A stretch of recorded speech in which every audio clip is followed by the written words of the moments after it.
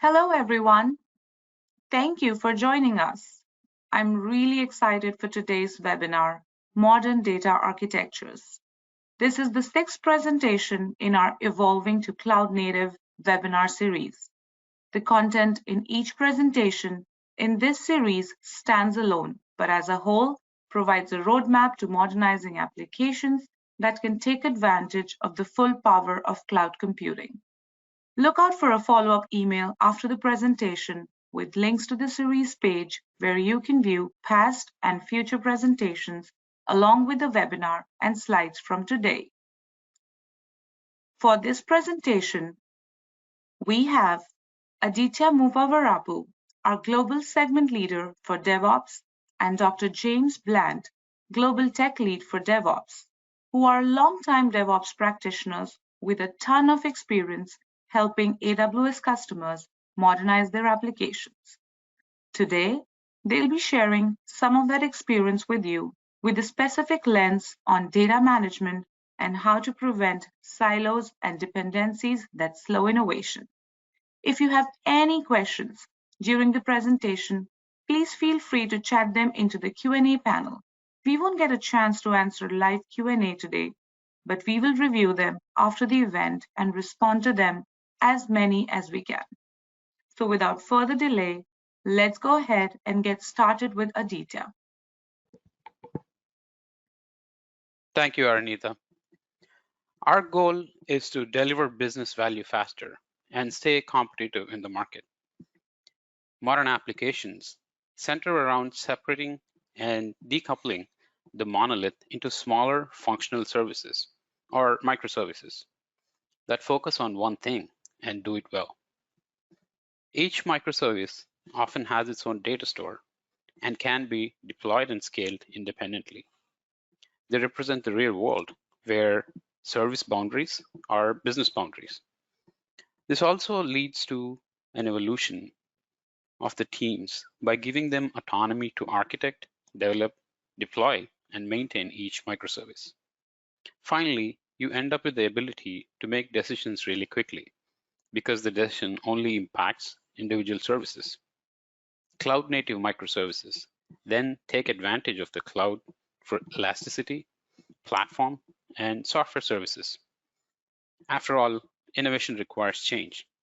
You can learn faster by making lots of little changes to drive incremental innovation, rather than waiting to take one giant leap.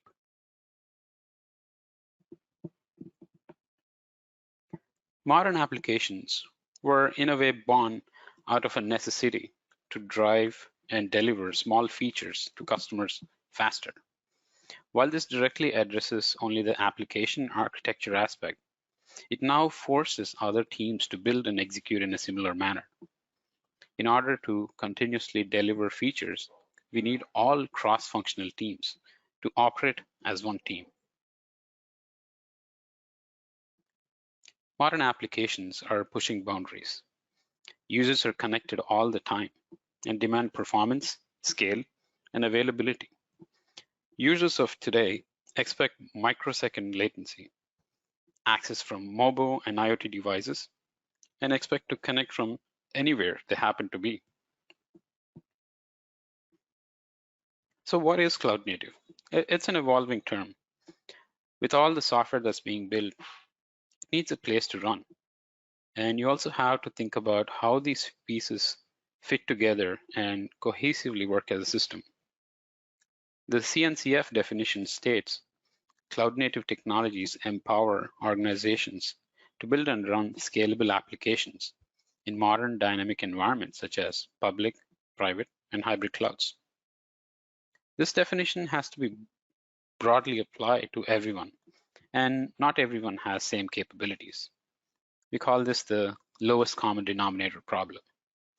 This is where you try to appeal to a broad group and their capabilities. But in doing so, you also need to limit those capabilities that can be leveraged. At AWS, we go many steps further and have a broad set of capabilities in a family we call serverless. Serverless technologies is more than just Lambda. These are services that remove the heavy lifting associated with running and managing and maintaining servers. This lets you focus on core business logic and quickly adding value. As an organization, we've gone through and addressed the different problems that other organizations have or will have at scale. And the services that you see in our product catalog and our partner catalog is a direct reflection of that. As an example, the AWS SDK have features such as retries, exponential backoffs, circuit breakers, and jitters. What this means for you is that you don't have to think about dealing with lower level issues such as transient failures or back pressures. And the SDK handles this logic for you in a manner that scales really well and doesn't cause additional cascading downstream problems. A few other examples of services that remove the heavy lifting of managing and maintaining services are EKS for managed Kubernetes, EventBridge for a managed event bus, SNS for managed pub subsystems, SQS for queues, Kinesis for streaming, and so on. Will help you make sense of it all when we focus on building what capabilities.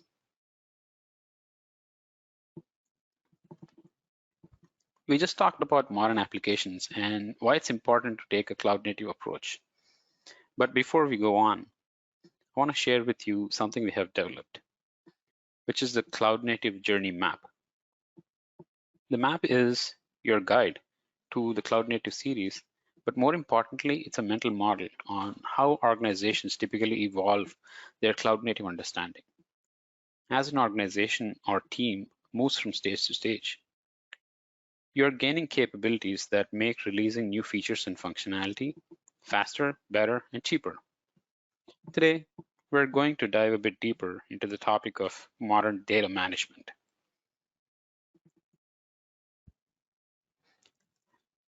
Let's take a look at what's different about a modern application architecturally. Historically, applications were built with monolithic three-tiered web architecture that looks something like this, where we have a data layer that has database servers. We have the business logic run in the application layer, and the presentation layer is hosted by web servers. Some implementations have application layer horizontally scaled, but it's still bottlenecked at the data layer. And here's how we see a modern application architecture. Yes, it does indeed look a lot like a three-tier web architecture, but with some very important differences. The first major difference with this architecture, what we see here is not the entire application. This is not a monolith. We're looking at a single microservice. The other key difference with this architecture that we want to explore today are one, data. How and where you store your data is different in a modern application. In this diagram, we can see multiple data store options. Each database is serving a specific need. It's purpose-built for the task at hand. And data stores are also decoupled. 2, application integration and communication. The way you communicate both within your application as well as between each service is different. We're talking about the different approaches to using messaging, events, and APIs within your business. And lastly, compute. The logic you write is important to differentiate your organization. We're building compute technologies that makes focusing on business logic easier than ever.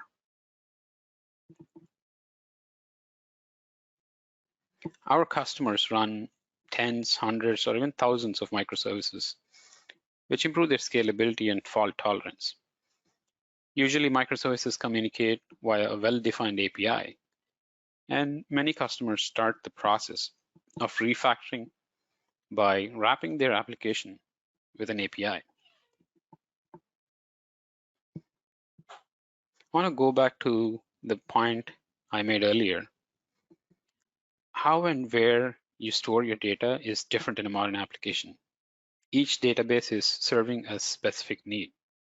It's purpose-built for the task at hand. Our customers are considering what they're doing with their data and choosing the data store that best fits the purpose. For decades, because the only database choice was a relational database, no matter the shape or function of the data in the application, the data was modeled as relational. Instead of the use case driving the requirements for the database, it was the other way around. The database was driving the data model for the application use case. In a relational database, purpose-built for a normalized schema and to enforce referential integrity in the database. Absolutely, but the key point here is that not all application data models or use cases match the relational model. Developers are building highly distributed and decoupled applications, and AWS enables developers to build these cloud-native applications by using multiple AWS services for scale, performance, and availability. Remember, when we spoke about microservices, one of those core concepts of being a microservice is, of course, that each service needs its own data. But why is this important? There are really two big innovation benefits to following this approach. First, it's easier to change your schema, which is generally a big point of contention with monoliths and shared services.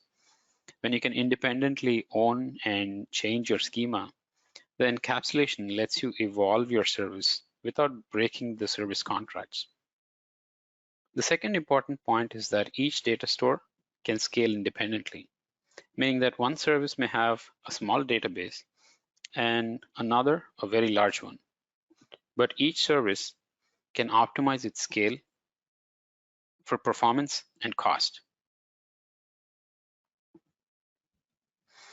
On this slide are some examples of purpose-built databases and some common use cases. I won't go through them all, but I do want to highlight that with the AWS Cloud, you get access to all these data stores, which can all be spun up in minutes, allowing you to focus on your application and business logic, and not the heavy lifting associated with running and managing databases. Here I want to highlight one of our customers, Duolingo. Duolingo is the maker of a language learning app. Built for purpose databases, has helped the organization serve over 31 billion items for 80 language courses.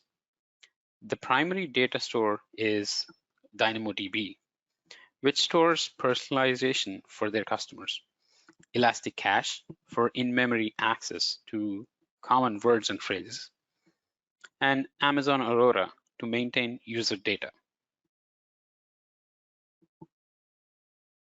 So far, we talked about modern applications and how these modern applications achieve scale and high availability by using purpose-built databases.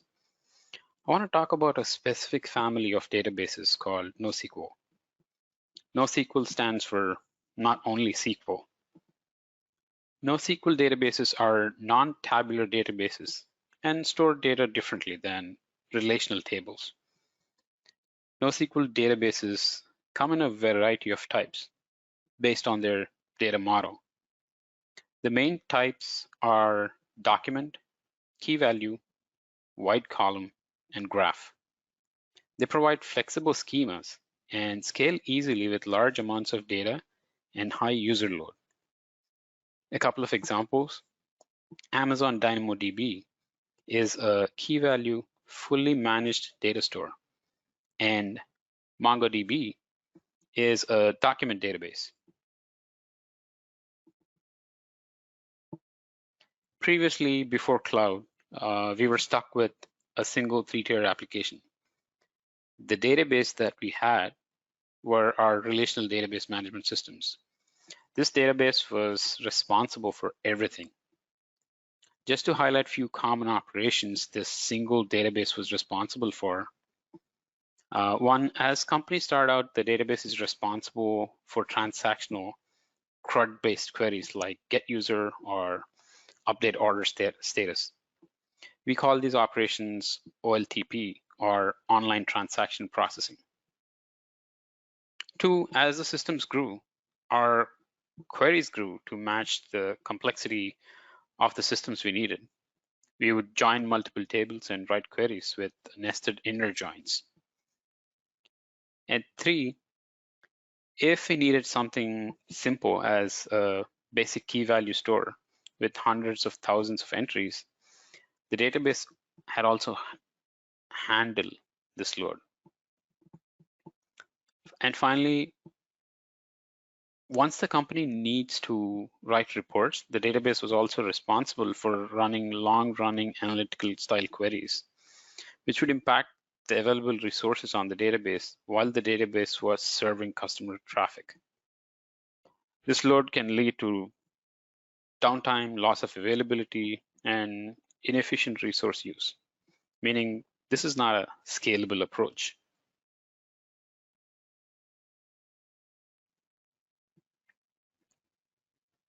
RDBMS was designed in a time when storage was more expensive compared to compute.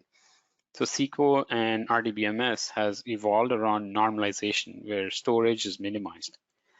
Replicating and duplicating data was considered as a bad practice. You don't need to think about the access patterns ahead of time. You normalize, reduce redundancy in storage, and query data on the fly, but at the cost of scale. NoSQL, on the other hand, was designed at a time when we focused on OLTP and storage was becoming cheaper. Because storage is cheap, duplicating data is not a bad thing. If you are designing for NoSQL, then you must know your access patterns ahead of time. Access patterns or query patterns define how the users and the systems access the data to satisfy business needs.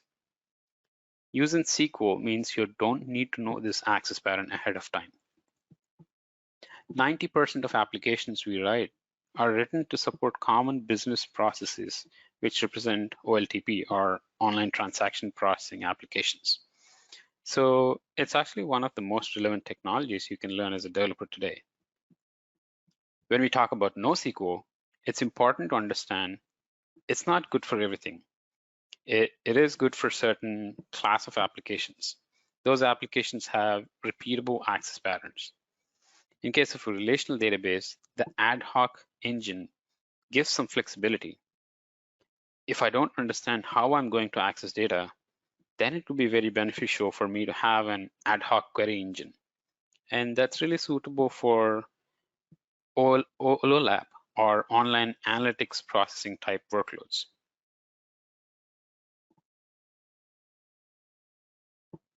A typical relational model is nicely organized in human readable constructs, tables that are related to categories. The relational database is modeled to reduce storage. We step off into the world of aggregated items, essentially pre-built items. Rather than running queries and joins across tables, these items are written as they will be retrieved. This requires understanding the access patterns and writing the data appropriately. And the benefits here are nearly limitless scale and consistent performance. Right-hand side of the slide, which is denormalized for NoSQL, to access all the information for a product, I simply retrieve a single product record to receive all the information on a specific product. And on the left-hand side, modeled after a SQL table, I have to query for a product, execute joins, inner joins, and potentially make additional queries to retrieve all the information for a specific product. The best advice I can give you is to forget about trying to model your data the way you would in a relational database. Designing for NoSQL is going to feel a bit foreign first. It's going to feel harder than SQL, as you already know how to design schemas and tables in SQL. But RDBMS does not scale like NoSQL, and the benefits you gain can be well worth the additional effort to design and think about your access patterns up front.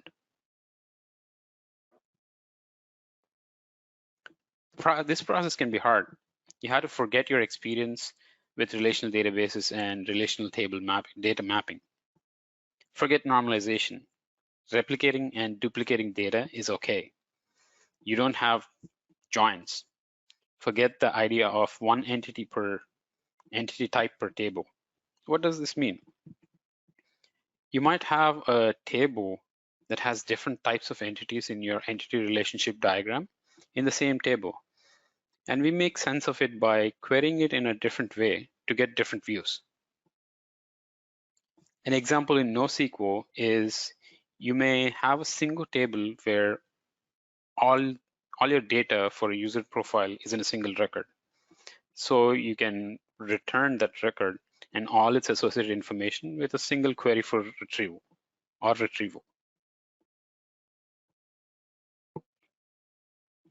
Designing for the cloud means we think differently. You really need to think about your data access patterns. Often when we work with customers who are already using NoSQL, but treating it like a relational database, putting one entity per table, creating joins, and general relational concepts into the application. While this is one way to do it, it's not how NoSQL was designed and won't give you the benefits NoSQL was designed for. So watch out for this type of anti-patterns where we fall back to known patterns and design concepts. To take advantage of NoSQL, you should design around the access patterns to ensure that a single query is returning the data you need without having to join and use relational concepts. When designing for NoSQL, you need to get the following information up front. One, you need to define your entity relationship diagram or ERD. Data is relational, we know that, but we don't have to store it that way. To figure out how you want to access your data, your access pattern. If you can't get this upfront, maybe NoSQL is the wrong approach. 3, design your indices around your access patterns. The reason you need to do this is that we want to optimize our database so we can achieve the consistent single millisecond performance at scale. Here are some typical use cases for NoSQL. Most of these use cases take advantage of the key benefits of using NoSQL, having a flexible schema that allows for changes and experimentation of the application.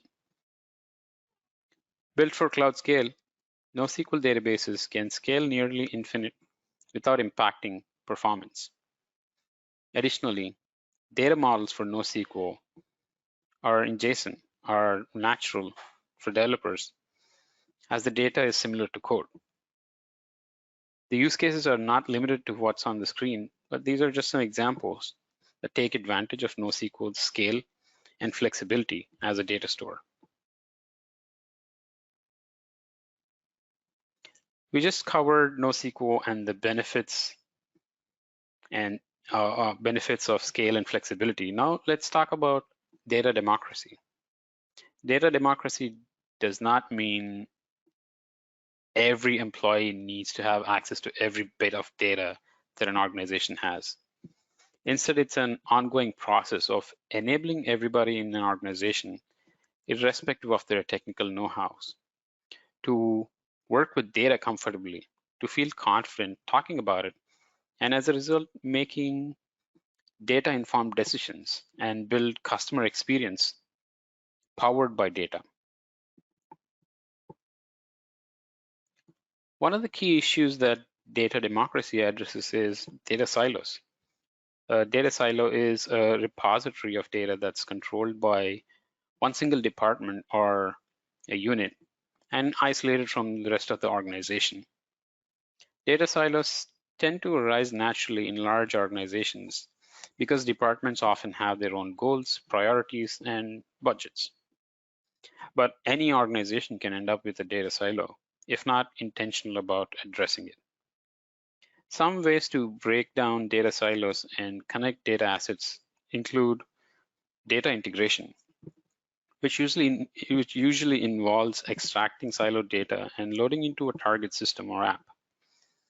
Data warehouses and data lakes, which can store large amounts of both structured and unstructured data in a repository. 3, enterprise data management and governance, which should focus on preventing new silos from forming. And 4, culture change, which might consist of instituting a data governance initiative or a change management program. The cost of a data silo depends on the organization, but can impact businesses in terms of finances, productivity, effectiveness, missed opportunity, and lack of trust around data. Here are a few concepts I want to cover. A data warehouse is a central repository of information that can be analyzed to make more informed decisions. Data flows into a data warehouse from transactional systems, relational databases, and other sources, typically on a regular cadence. What stands out for a data warehouse is structured data goes through an ETL process, and afterwards, the data is stored in a data warehouse database. The primary persona of the data warehouse is a business professional. A data lake is a centralized repository that allows you to store all your structured and unstructured data at any scale. You can store your data as is without having to first structure the data and run different types of analytics, from dashboards and visualization to big data processing, real-time analytics, and machine learning to guide better decisions. Some major key differences compared to a data warehouse.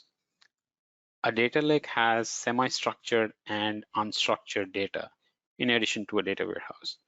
Plus, a data lake pulls from multiple data sources and is not limited to a single data source and structure. The primary persona of a data lake are data scientists and data engineers.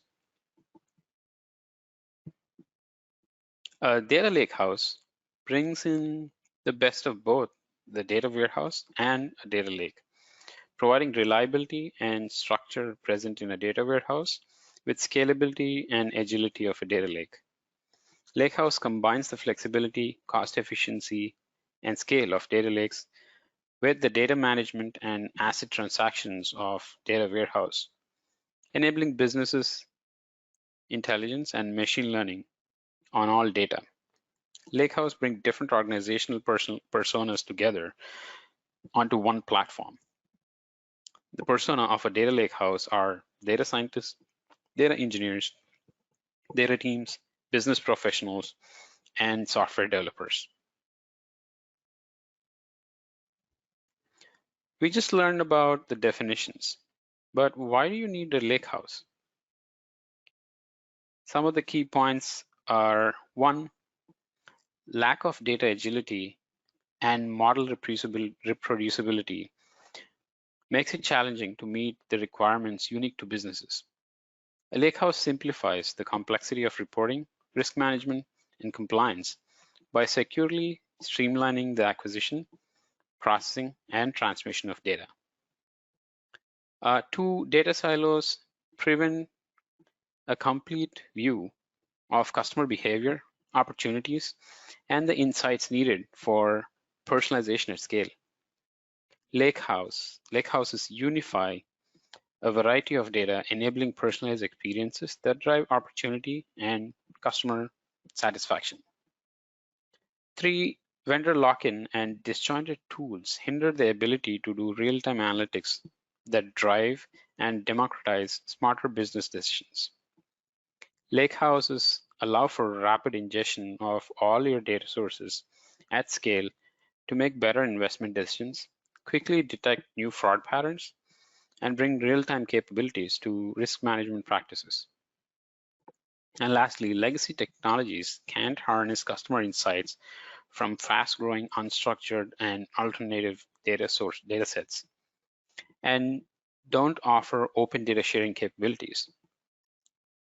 Data lakehouses bring together vast amounts of internal and third-party data to share innovative business solutions, monetize new data products, and deliver advanced analytics capabilities.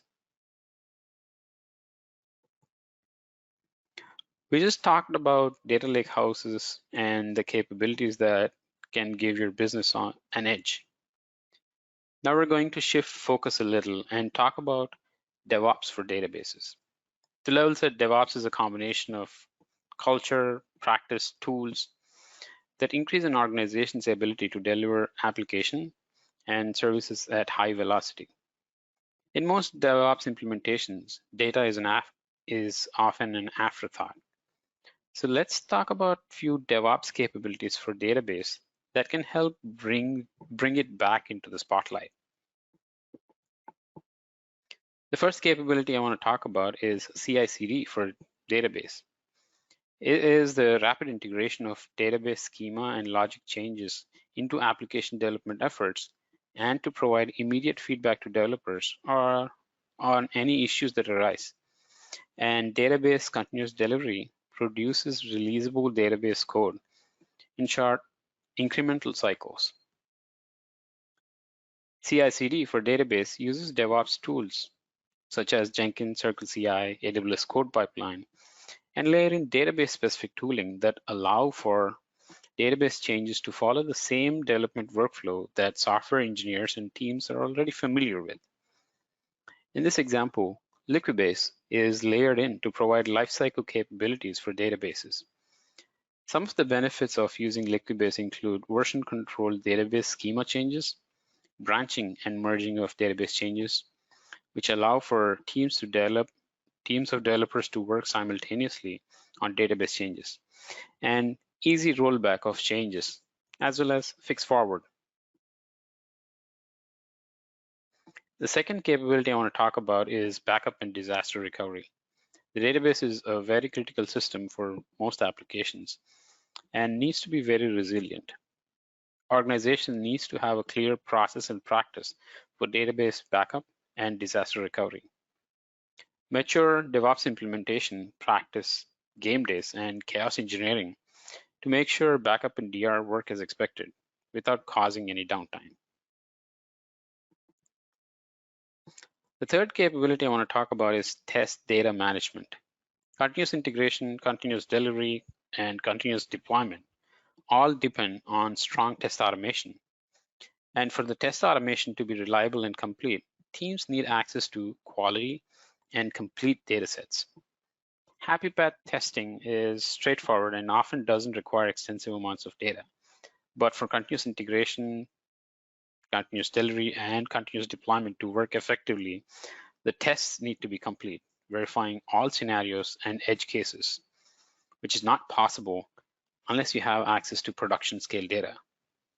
Of course, keeping regulatory compliance and any other organizational policies in mind. And the last capability is observability. With modern applications being hybrid and distributed, it is important to get visibility into third-party services like email, payments, location services, delivery services, and even data changes to get a complete picture as you're debugging your application. A good example would be debugging a failed order. Was it due to a third-party payment gateway being down or a data schema change? Without complete visibility into a transaction, it is impossible to debug and get to a root cause. So here are the key takeaways we talked about so far. Use cloud-native purpose-built databases. One size does not fit all, and you may be trying to solve a problem that's already solved for you in a purpose-built database.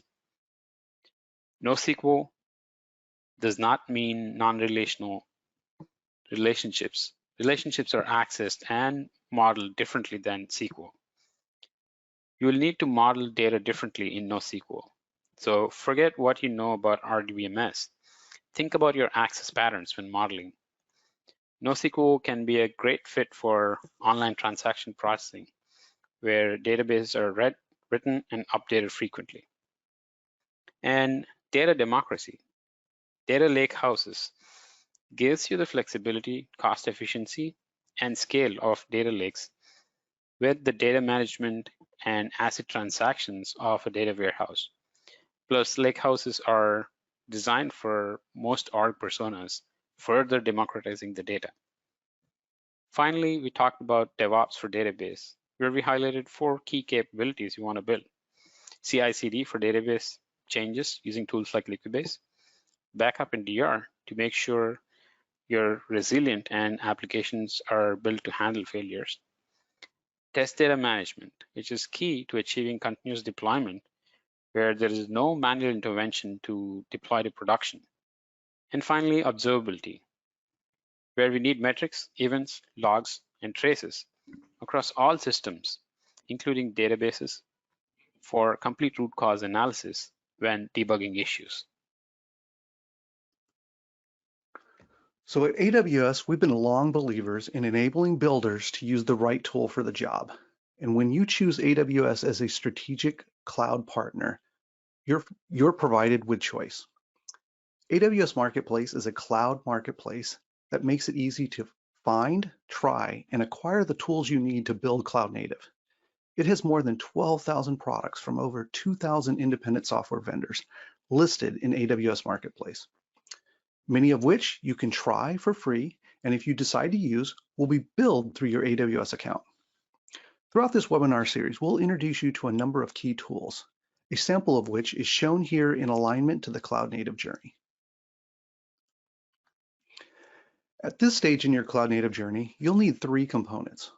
1, you need a way to get data out of silos and democratize data for all personas in the company. 2, you need a purpose-built database for OLTP applications that can scale to meet the demand of customers. And 3, you need end-to-end observability for your application and data workloads. Here's an architectural diagram that achieves those 3 components that I just mentioned. We have MongoDB Atlas for purpose-built database for online transaction processing, along with Amazon S3 for object storage, and Amazon Aurora for online analytic processing. To democratize data, the solution uses the Databricks Lakehouse platform that serves the needs of business professionals who need to run reports and business analytics, and data scientists, data engineers, and software engineers looking to run ML workloads and surface business insights. Lastly, we have observability by Elastic to provide that visibility to cloud-native applications that span multiple AZs, multiple regions, multiple accounts, and hybrid clouds. Before we dive deep into the solution, I wanted to briefly talk about Databricks. Databricks enables massive scale data engineering, collaborative data science, full lifecycle machine learning, and business analytics. Databricks Lakehouse platform takes the best of data warehouse and data lakes to enable the enterprise on furthering its mission. The Lakehouse platform is built on an open and reliable data foundation that efficiently handles all data types and applies one common security and governance approach across all your data and cloud platforms. MongoDB is a NoSQL document database. MongoDB Atlas is an integrated suite of cloud-native database services that allow you to address a wide variety of use cases, from transactional to analytical, from search to data visualizations. And lastly, Elastic is the solution historically known for the de facto standard search platform, also known as ELK Stack, which is Elasticsearch, Logstash, and Kibana. Today, Elastic offers 3 solutions: Elastic Security, Elastic Enterprise Search, and Elastic Observability. Elastic offers a SaaS model, a self-managed solution, and hybrid deployments relying on federation concepts to offer hybrid architectures. Now back to the solution.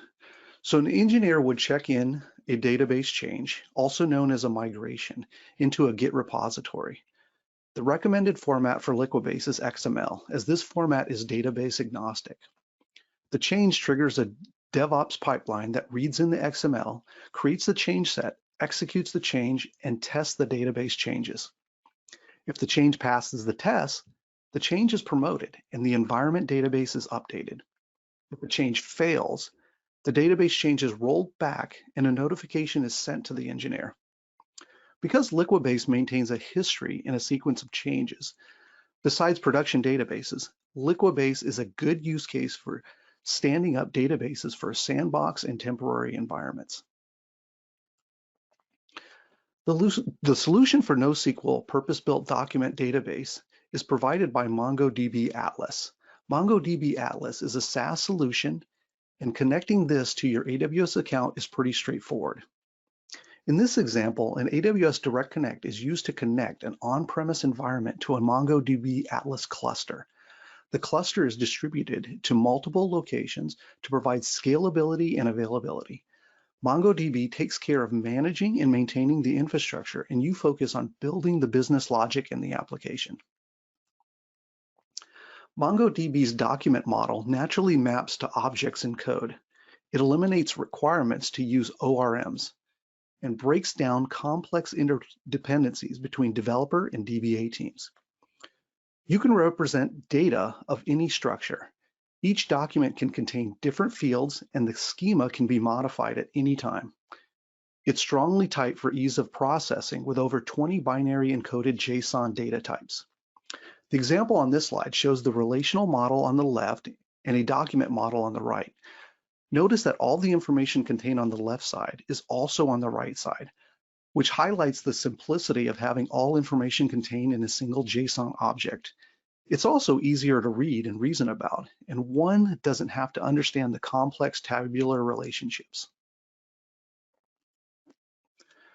Perhaps the most powerful feature of document databases is the ability to nest objects inside of documents. A good rule of thumb for structuring data in MongoDB is to prefer embedding data inside documents opposed to breaking it apart into separate collections. These are, of course, some exceptions, such as needing to store unbounded lists of items or needing to look up objects directly without retrieving a parent document. Note in this example that the name field is a nested object containing both given and family name components, and that the address field stores an array containing multiple addresses. Each address can have different fields in it, which makes it easy to store different types of data. And just because MongoDB is flexible doesn't mean you can't have guardrails. So schema and data can be checked via validators that perform schema validations against updates and insertions. Validators are extremely powerful rule processing to ensure data integrity. MongoDB also provides an extension for Microsoft Visual Studio Code, which lets you work with MongoDB and your data directly within your code environment.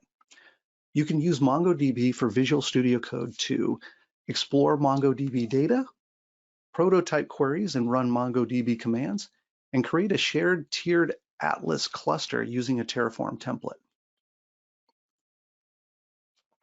Some top features of MongoDB Atlas. 1, ad hoc queries for optimized real-time analytics.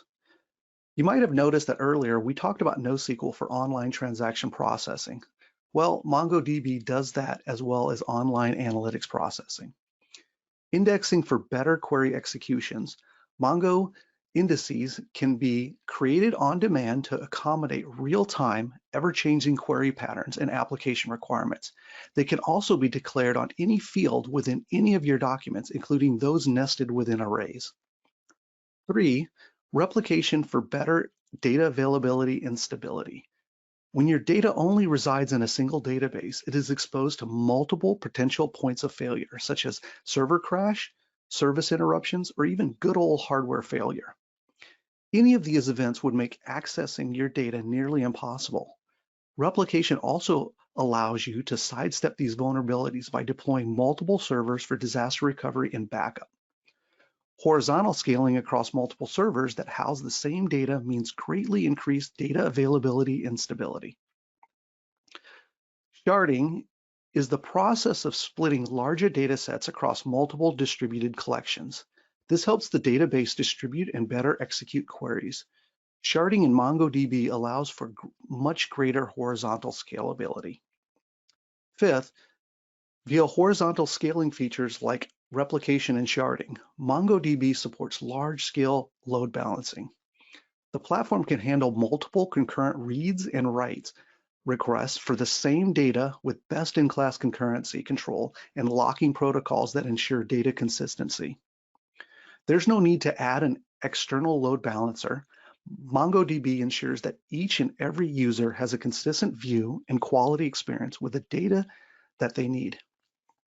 And lastly, Atlas handles all of the heavy lifting behind database provisioning, maintenance, and upgrades.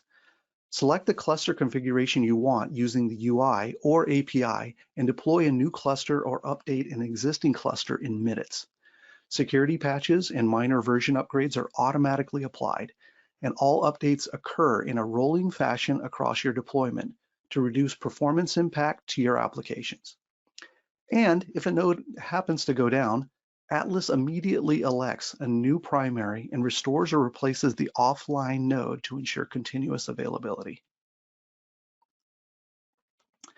In our solution, the Databricks Lakehouse platform combines the best elements of data lakes and data warehouses to deliver the reliability, strong governance, and performance of data warehouses with an openness, flexibility, and machine learning support of data lakes. This unified approach simplifies your modern data stack by eliminating the data silos that traditionally separate and complicate data engineers, analytics, BI, data science, and machine learning. It's built on open source and open standards to maximize flexibility. And its common approach to data management, security, and governance helps you operate more efficiently and innovate faster. In our solution, Databricks integrates with the data plane in a customer's account for access to MongoDB, Amazon S3, and Amazon Aurora database services. The control plane in the Databricks cloud environment allows for uniform access for different personas in the organization via HTTPS, JDBC, ODBC, and REST APIs. Some key features of Databricks Lakehouse. The Lakehouse architecture takes a decentralized approach to data ownership. Organizations can create many different lakehouses to serve the individual needs of the business groups. Based on their needs, they can store and manage various data, images, video, text, structured tabular data, and related data assets such as machine learning models and associated code to reproduce transformation and insights. The Lakehouse architecture helps organizations manage data as a product by providing different data teams in domain-specific teams complete control over the data lifecycle. The Lakehouse architecture provides an end-to-end data platform for data management, data engineering, analytics, data science, and machine learning with integrations to a broad ecosystem of tools. Adding data management on top of existing data lakes simplifies data access and sharing. Anyone can request access. The governance in a Lakehouse architecture is implemented by a centralized catalog with fine-grained access controls, enabling discovery of data and other artifacts like code and ML models. Organizations can assign different administrators to different parts of the catalog to decentralize control and management of data assets.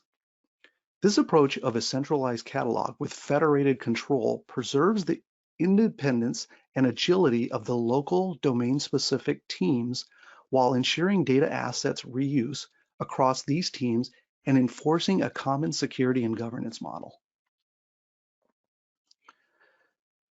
And no solution is complete without end-to-end visibility of your application and data stack. With the complexity of modern environments, tracing issues or performance problems across microservices that extend into other AZs, regions, accounts, and even hybrid clouds is difficult without a tool to aggregate all this information together. Elastic Cloud is a SaaS solution that can be deployed in minutes across supported AWS regions and scales capacity automatically, so you can focus on building features and functionalities versus building and maintaining monitoring tools. There are over 23 out-of-the-box integrations for AWS services that allow logs, metrics, events, and traces to be sent into the Elastic Cloud. Elastic supports cloud-native technologies such as Kubernetes, AWS Lambda, DynamoDB, and many others. MongoDB monitoring is a critical component of all database administration. and tight MongoDB cluster monitoring will show the state of your database. However, due to its complex architecture, monitoring can be a challenging task. With the Elastic Agent, logs and metrics are streamed to Elastic Cloud with full visualizations in Kibana. Elastic Cloud supports integrations with both MongoDB and Databricks for full observability across applications and these data sources. Some key features of Elastic Cloud. 1, get up and running in minutes. This not only includes setup of the Elastic Cloud service, but also ingesting data from your AWS accounts and hybrid accounts. 2, save time on operational overhead and focus on delivering business value by leveraging managed services. Automatically scale up or down and pay only for the resources you use. Third, Elastic applies security best practices to help make sure your deployment is secure from the ground up, including but not limited to OS hardening, network security controls, and encryption for data in motion, as well as data at rest. And fourth, collect telemetry data seamlessly, ingesting all business and operational data, including support for open instrumentation standards and open source projects such as OpenTelemetry, Jaeger, and Prometheus. This allows you to consolidate monitoring tools and efficiently store data at affordable cost to visualize and analyze historical trends. To recap our solution, 1, we use Liquibase to manage database migrations and treat data as part of a DevOps lifecycle.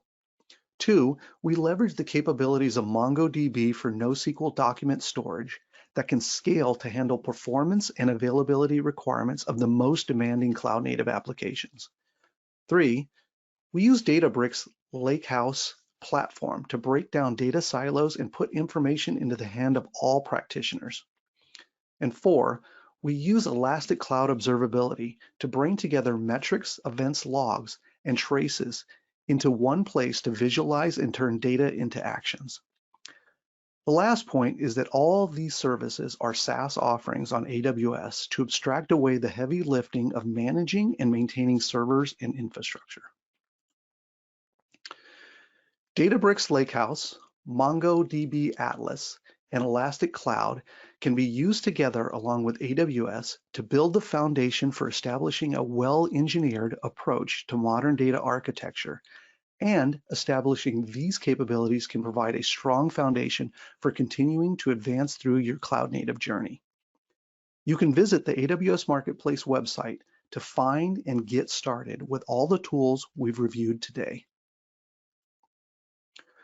So with that said, why would you want to use AWS Marketplace as your single destination for acquiring third-party software? Research has found that customers using AWS Marketplace are experiencing an average time saving of 49% when needing to find, buy, and deploy a third-party solution. And some of the highest rated benefits of using the Marketplace is cloud readiness of the solution, time to value, and ROI. Part of the reason for this is that AWS Marketplace is supported by a team of solution architects, security experts, product specialists, and other humans to help you connect with the software and resources you need to succeed with your applications running in AWS.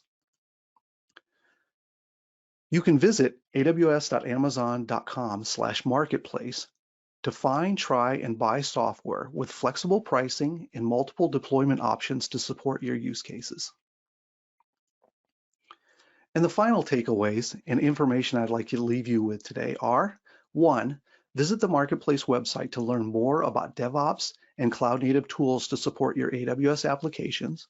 2, visit the series overview page to view all the topics we're going to cover in this series and subscribe to updates.